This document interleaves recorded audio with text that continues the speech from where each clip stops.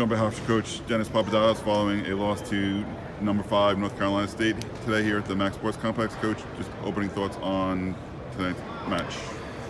You know, you build your own narrative, and we keep talking to those guys. Those guys have built a program, they've built a culture, and they believe and expect that they're going to kill most teams in the country, including us. And you saw it.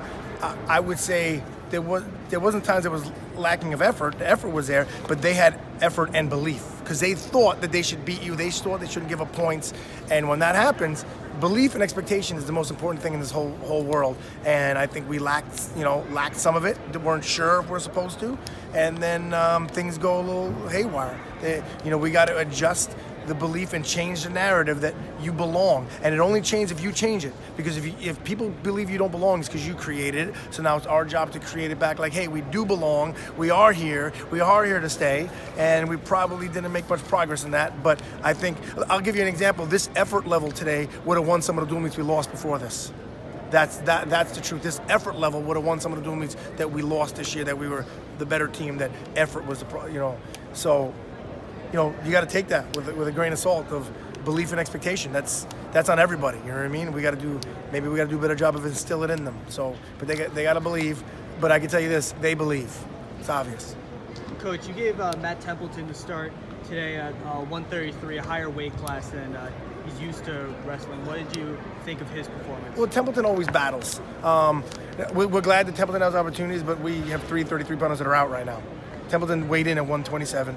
He didn't weigh in at 133 because we need him to be able to stay down, and he deserves an opportunity. We're not going to forfeit. We have a guy that can wrestle, and I love giving Matt matches because he goes out and he fights. But I'm proud of Matt. Like, listen, he wrestles a big recruit, a kid that's been pinning people, and Matt fought as hard as he could. Did everything we can ask of him. So I'm always proud of Matt. Coach, which wrestlers stood out to you tonight on your side? Clearly, you got to go with, even though there was some ups and downs in it, obviously, not just because Zach won, he also scored takedowns. He also had some expectation, and there was points that, there was times he didn't do it on bottom, and there were other times when he was like, I'm getting this, I'm scoring, I'm going to figure this out. So, there were some other situations. I wish Reese started better. You know what I mean? I wish Reese started the matchup better. That comes into warm-up, and he's got to make some adjustments there. So, you got to go with Zach just because I think he had a little more expectation, but he's beaten that kid twice before. Even though that kid, he's beaten him twice before. They know each other. They won the New York State title together at different weights. So they know each other from they were kids. So, and that's, Zach's probably beaten him most of his life, even though they're equal. So, and Zach's head is, I'm better than this kid. So what happened? Those kids, they were like, every one of them was like, I'm better than the Hofstra kid, and what happened? That's what it's all about at the end of the day. And you get that from training hard.